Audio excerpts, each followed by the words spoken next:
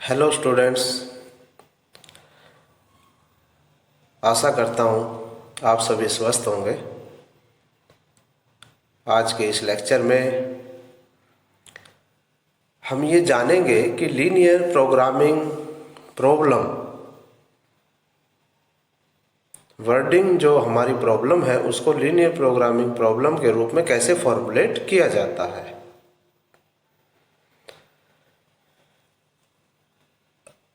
आज एक कंपटीशन का युग है और जिसमें आप देखते हैं कि रिसोर्स बहुत ही लिमिटेड हो गए हैं। इंडस्ट्री के पास चैलेंजेस बहुत ज़्यादा हैं, अच्छी परफॉर्मेंस देनी है और जो साधन हमारे पास अवेलेबल हैं उन्हीं का हमने प्रयोग करना है।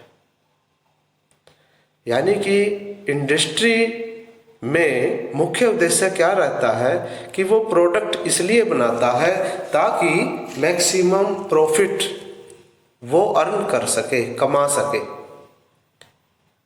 जो अवेलेबल रिसोर्सेज हैं उनका प्रयोग करते हुए कॉस्ट को वो मिनिमाइज करता है, कम से कम लागत पर और ज़्यादा से ज़्यादा मुनाफा कमा सके। तो बिजनेसमैन का यही उद्देश्य रहता है, मैक्सिमम प्रॉफिट और कम से कम लागत।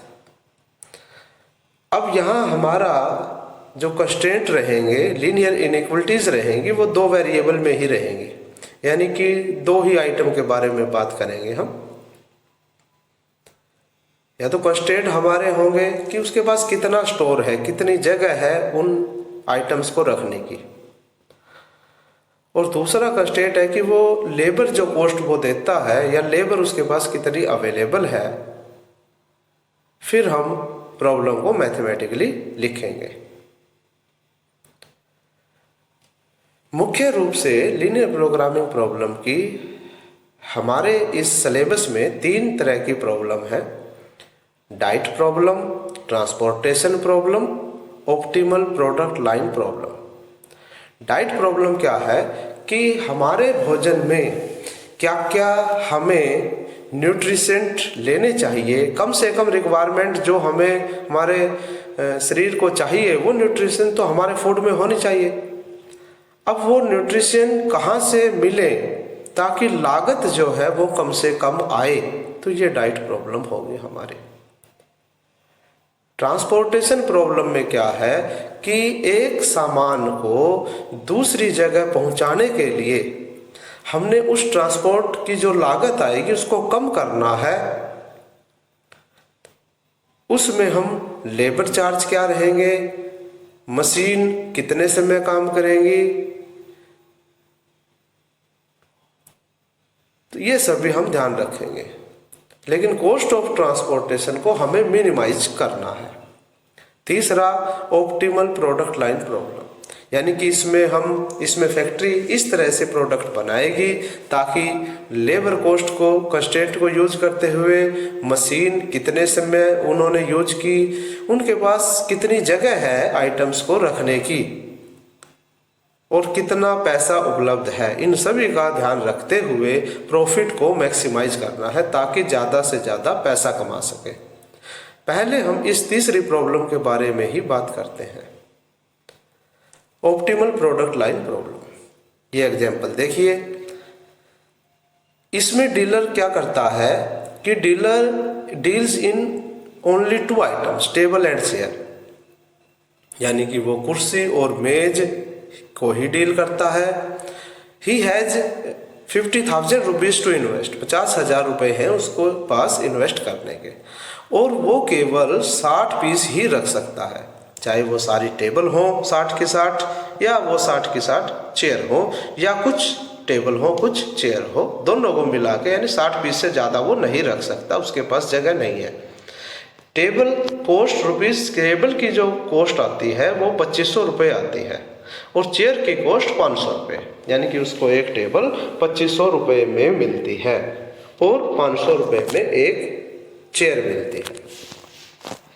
He estimate that from the sale of one table he can make a profit of ₹250, यानी कि एक मेज अगर वो बेचता है तो उससे 250 रुपये का प्रॉफिट होना चाहिए, ऐसा वो चाहता है।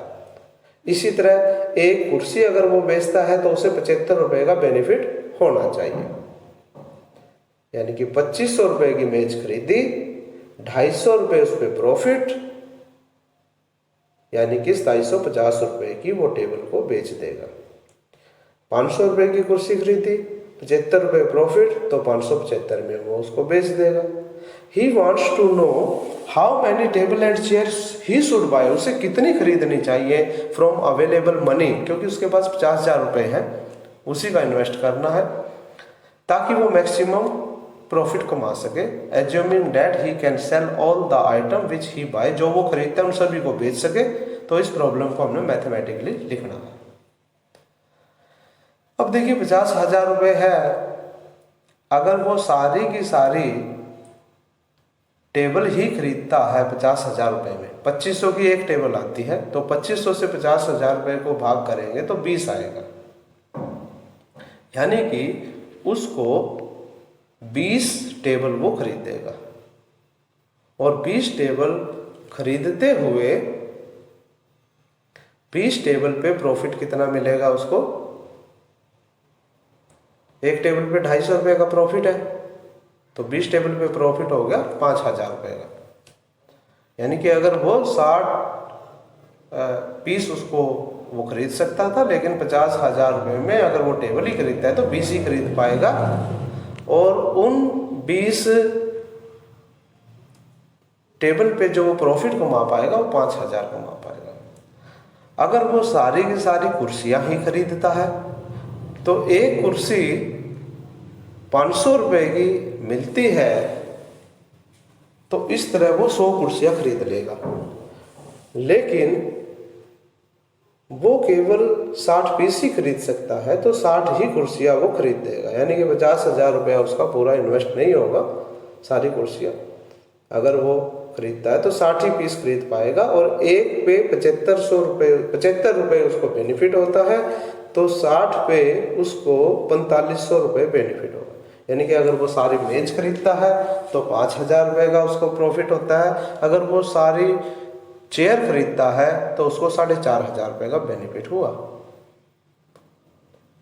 तो इस तरह अगर हम ये देखें कि वो 30 मेज खरीद ले, 30 कुर्सी खरीद ले, 60 पीस हो गए, क्या वो ऐसा कर भी पाएगा? या 45 मेज खरीद ले और 15 कुर्सी? तो इस तरह हम सोचते सोचते रह जाएंगे, प्रॉब्लम को सॉल्यूशन नहीं कर पाएंगे। तो इस प्रॉब्लम को मैथमेटिकली हम लीनियर प्रोग्रामिंग में लिखते हैं, और नेक्स्ट लेक्चर में आगे देखेंगे कि इसका सॉल्यूशन कैसे निकाला जाता है। तो अभी हम इसको फॉर्मुलेट करते हैं। तो अब वो डील क्या करता है? 2 आइटम को, टेबल और चेयर, यानी कि उसको क्या खरीदना है? मेज खरीदनी है और टेबल खरीदनी है। तो एक वेरिएबल हमने एक्स नंबर ऑफ टेबल को दे दिया, डीलर ने खरीदनी है, कितनी टेबल खरीदनी है एक्स दे दी, कितनी कुर्सी खरीदनी है वाई हमने उसको दे दिया। अब डीलर क्या चाहता है? अब हमारा दूसरा जो है, सबसे पहला जो कार्य हमारा रहेगा, यहाँ डिसीजन वेरिएबल डिसाइड करना है कि पहले वेरिएबल होंगे क्या। अब उन वेरिएबल का ध्यान में रखते हुए हमें प्रॉफिट फंक्शन या ऑब्जेक्टिव फंक्शन जो है उसका उद्देश्य क्या रहता है? मैक्सिमम प्रॉफिट को कमाना है। लास्ट लाइन में लिखा है उसने कि वो so as to maximize his total profit, ठीक है। और एक उसको टेबल पे 250 रुपये का मिलेगा, एक कुर्सी पे 75 रुपये का। तो इस तरह अगर वो एक्स टेबल खरीदेगा तो उसको 250 एक्स बेनिफिट होगा, और वाई चेयर खरीदेगा तो 75 वाई होगा। तो ये हमारा एक फंक्शन हो गया जेड हमारा फंक्शन हो गया जेड बराबर 250 एक्स प्लस 75 वाई, जिसको हमें मैक्सिमाइज करना है। अब हम बात करते हैं कंस्ट्रेंट्स की। तो डीलर के कितना पैसा ज़्यादा से ज़्यादा इन्वेस्ट कर सकता है? 50,000। मैक्सिमम आइटम जो वो स्टोर कर सकता है वो कितनी है? 60। तो इसको हम मैथमेटिकली लिखते हैं, यानी कि कुर्सियां कितनी खरीदेगा? एक्स। एक कुर्सी की कीमत क्या है? 2,500 रुपये। तो x कुर्सियाँ खरीदेगा तो कितने रुपए की आएंगी? 2500 x। एक चेयर की कीमत क्या है? 500 रुपये। कितनी चेयर खरीदेगा? y, तो कीमत क्या हो जाएगी? 500y।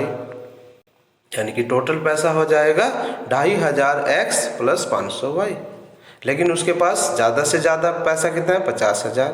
इसलिए 2500 x प्लस 500y 50,000 से ज़्यादा नहीं हो सकता,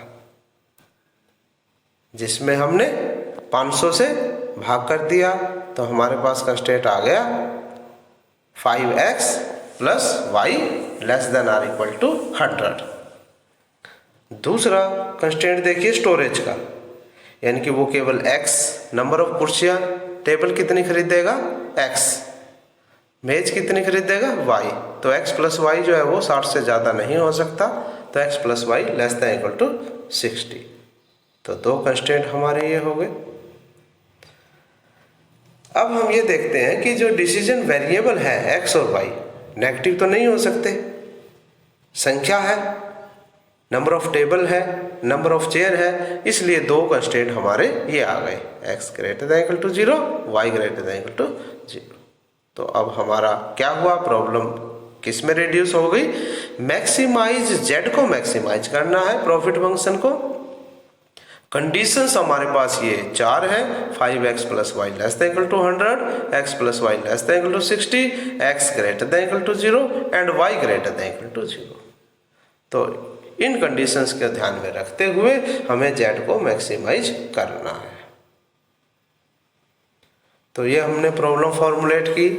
सॉल्यूशन हम नेक्स्ट लेक्चर में, आगे आने वाले लेक्चर्स में देखेंगे। हम क्या करेंगे?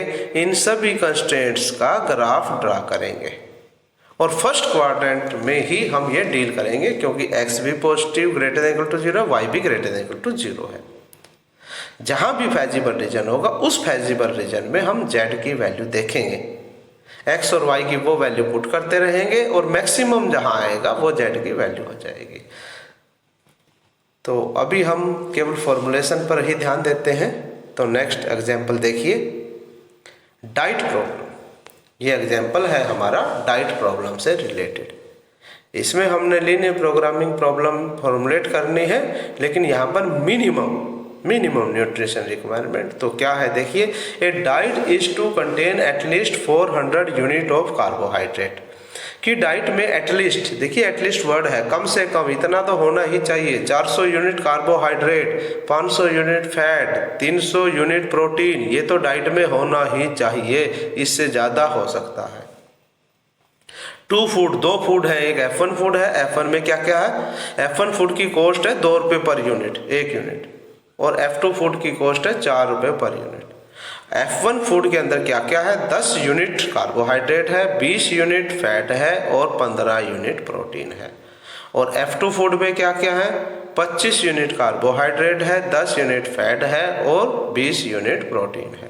तो find the minimum cost, diet की कॉस्ट मिनिमम रहे, उसमें इन दोनों फूड को लेना है, ताकि हमारी जो मिनिमम रिक्वायरमेंट है, यानी 400 यूनिट कार्बोहाइड्रेट, 500 यूनिट फैट और 300 यूनिट प्रोटीन, ये तो होना ही चाहिए, इस मिनिमम रिक्वायरमेंट को मीट भी करे। तो इस प्रॉब्लम को फॉर्मुलेट करना है।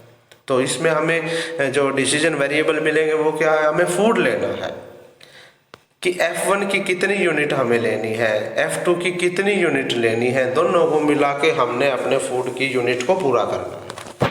तो यहाँ डिसीजन वेरिएबल हो गए, x हो गया number of food F1 to be purchase, और F2 फूड की यूनिट कितनी खरीदनी है वो y हो गया।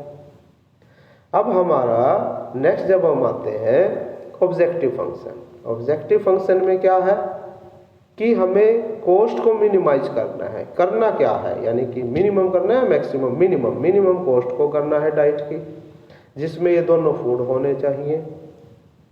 तो एक फूड जो है उसकी x1 यूनिट हम खरीदेंगे। F1 फूड की एक यूनिट की कीमत 2 रुपये है, 2 रुपये पर यूनिट। अब x यूनिट खरीदेंगे तो 2x हो जाएगी, और F2 फूड की एक यूनिट की कीमत है 4 रुपये, और y यूनिट हम खरीदेंगे तो ये हो जाएगा 4y। तो 2x प्लस 4y। यानी कि हमारा जो ऑब्जेक्टिव फंक्शन है डाइट में जिसको मिनिमाइज करना है वो z बराबर 2x प्लस 4y, इसको मिनिमाइज हमने करना है। यानी कि ये डाइट मिलकर ये डाइट बनेगी जिसमें हमारा जो है पूरा हो जाए। अब डाइट में क्या क्या है, डाइट का मतलब क्या है कि ये तो होना ही चाहिए 400 unit carbohydrate, 500 unit fat, 300 unit protein. अब F1 यूनिट में क्या क्या है, 10 unit carbohydrate, 20 unit fat, 15 unit protein. F2 unit में क्या क्या है, 25 यूनिट कार्बोहाइड्रेट, 10 यूनिट फैट और 20 यूनिट प्रोटीन। अब इनको हम मैथमेटिकली लिखते हैं कि F1 फूड की x यूनिट खरीदी जाएंगी। एक यूनिट में 10 यूनिट कार्बोहाइड्रेट है तो कार्बोहाइड्रेट कितना हो जाएगा x यूनिट में, 10x। फिर दूसरा क्या है, y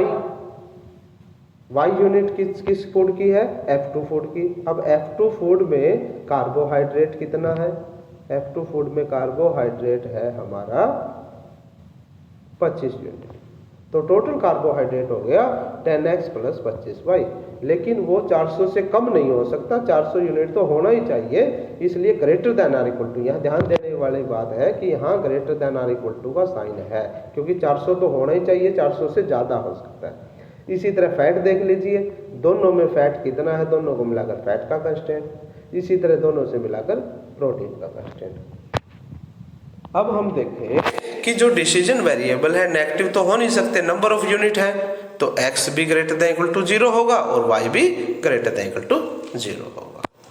तो यहाँ देखें 3 कंस्टेंट यहाँ पर ये है, 2 नंबर में लिखा हुआ है, 3 में लिखा हुआ है और 4 में लिखा हुआ है, और 2 कंस्टेंट यहाँ आ गए, x greater than equal to 0, y greater than, यानी 5 कंस्टेंट हो गए।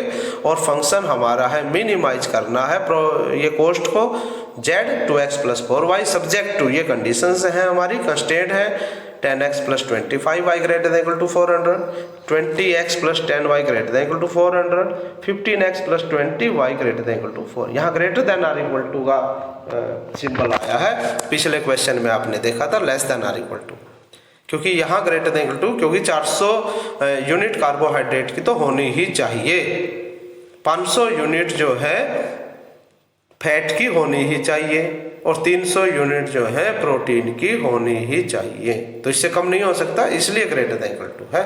तो इस प्रॉब्लम को नेक्स्ट लेक्चर में सॉल्व करेंगे। तो अभी हम नेक्स्ट प्रॉब्लम की तरफ चलते हैं, ये है हमारी ट्रांसपोर्टेशन प्रॉब्लम, तीसरी टाइप ट्रांसपोर्टेशन प्रॉब्लम, जो कि हमने 2 नंबर में लिखी है। एग्जाम्पल 3 देखिए, यहाँ क्या है, ए ब्रिक मैन्युफैक्चरर, ईंट बनानी है, 2 डिपो हैं ए और बी, ए के पास स्टॉक है 30,000 का, बी के पास स्टॉक है 20,000 का। ईंट बनाते हैं, एक के पास 30,000 है, बी के पास 20,000 ईंट है, यानी टोटल 50,000 ईंट होगी, 50,000। अगर हम लिखें 50 और 1000 वर्ड लिख सकते हैं हम, THOUSANT भी लिख सकते हैं। ही रिसीव ऑर्डर, अब उसको ऑर्डर मिले हैं 3 बिल्डर से, एक P है, एक Q है, R। P बिल्डर को चाहिए 15,000 ईंट, Q बिल्डर को चाहिए 20,000 ईंट और R बिल्डर को चाहिए 15,000 ईंट। तो ये भी देखें तो ये भी 50,000 है, और दोनों डिपो जो हैं वो भी 50,000 ईंट बनाते हैं मिलकर, और तीनों जो हमारे बिल्डर चाहिए उनको भी 50,000 ईंट चाहिए, यानी कि रिक्वायरमेंट पूरी हो जाएगी। तो the cost of rupees of transportation 1000 bricks, यानी 1000 ईंटों की जो ट्रांसपोर्ट की कॉस्ट आएगी उनको पहुंचाने की, डिपो से जब वो जाएंगे तो वो ये नीचे दी हुई है, यानी कि ए डिपो से जब जाएगा, ए डिपो अगर बेचता है 1000 ईंट, पी पे 40 रुपये लेगा, क्यू पे 20 रुपये लेगा, आर पे बेचने के 30 रुपये लेगा। अगर बी डिपो बेचता है 1000 ईंट तो पी पे 20 रुपये लेगा, क्यू पे 60 रुपये लेगा और आर पे 30 रुपये लेगा, यानी 1000 ईंटों का खर्चा है ये। 1000 ईंट ए बेचेगा पी को तो 40 रुपये लेगा, तो इस तरह एक ईंट अगर बेचता है तो 40 को 1000 से भाग करेंगे।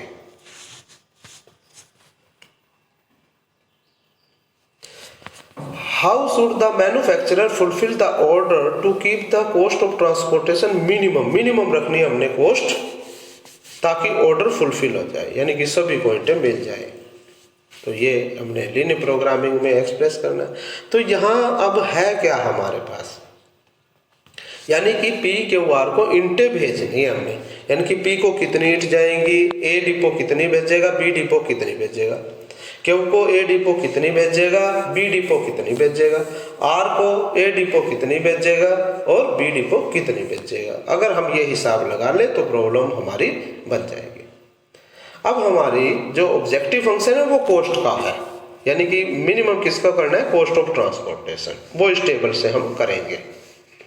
तो देखिए इस प्रॉब्लम में हमें क्या करना है, कॉस्ट को मिनिमाइज करना है ताकि ऑर्डर फुलफिल हो।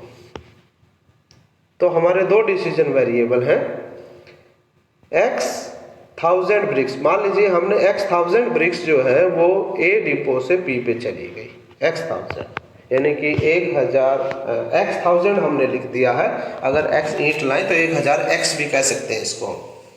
तो इस तरह हम इनको भी, जैसे हमारे पास यहाँ 30,000 है तो 30 और 1000 वर्ड यूज करेंगे, THOUSANT। इसी तरह 20,000 है तो 20 और THOUSANT। इसी तरह PQR जो बिल्डर के पास है 15,000 यानी 15 और 1000 THOUSANT। इसी तरह 20,000 तो T20 और THOUSANT। इसी तरह 15,000 यानी कि 15 और THOUSANT 15,000 यूज करेंगे वर्ड हम। अब x 1000 यानी ईंट जो है ए डिपो से पी पे आएंगी और ए डिपो से क्यू पे जाएंगी y 1000। अब देखिए ए डिपो से पी पे चली गई x 1000, क्यू पे चली गई y 1000 ए डिपो से। अब ए डिपो के पास है कितनी टोटल, 30,000, टोटल 30,000 है। तो x 1000 तो चली गई पी पे, y 1000 चली गई क्यू पे, तो जो बाकी बच गई वो आर पे चली जाएगी, यानी कि 30 में से x घट गया, y घट गया और ये आर पे चली गई ए डिपो से। अब बात आएगी बी डिपो से कितनी जाएंगी पी पे। अब देखो ए डिपो से उसने x 1000 ईंट ले ली है, ए डिपो से x 1000 ईंट पी ने ले ली है और पी टोटल जो ईंट लेगा वो 15,000 लेगा, यानी 15,000, टोटल उसको 15,000 ही चाहिए। x उसने ले ली है ए से, तो 15 में से x 1000 घटा देंगे, वो b से लेगा। इसी तरह 20 में से y घटा देंगे, क्यों, b से लेगा। और जो R ने जो ईंटे, यानी कि यहाँ बी डिपो पी से, पी को बी डिपो से पी ने ले ली 15 माइनस x, बी डिपो से क्यू ने ले ली 20 माइनस y 1000। अब आर डिपो को कितनी चाहिए, यानी कि आर बिल्डर को कितनी जाएगी। अब बी डिपो के पास है कितनी, बी डिपो के पास टोटल 20,000 है, 20,000 में से 15 minus x, 15 minus x P को भेज दी, 20 माइनस वाई क्यू को भेज दी, तो 20 में से घटा दो, 20 में से 15 माइनस एक्स और 20 माइनस वाई, जो कि सोल्व करेंगे आप तो एक्स प्लस वाई माइनस 15,000 ये आर को चले जाएंगे। तो ये हमने कैटेगरीज में लिख दिया है कि ए डिपो से पी पे जाएंगे x 1000, ए डिपो से क्यू पे जाएंगे y 1000, ए डिपो से आर पे जाएंगे 30 minus x minus y 1000, B depot से पी पे जाएंगे 15 माइनस एक्स 1000, बी डिपो से क्यू पे जाएंगे 20 माइनस वाई 1000 और बी डिपो से आर पे जाएंगे x प्लस वाई माइनस 15,000। तो इनका ध्यान रखना है। अब हम कॉस्ट की तरफ चलते हैं। अब हमने ऑर्डर को फिलफिल करना है, कॉस्ट को मिनिमाइज करना है। तो मिनिमाइज कॉस्ट करनी है हमने। अब ये हमने 6 जो है, यानी कि ए डिपो से बी पे क्यू पे आर पे 3 हो गए, बी डिपो से पी पे क्यू पे आर पे ईंटें बेच दी।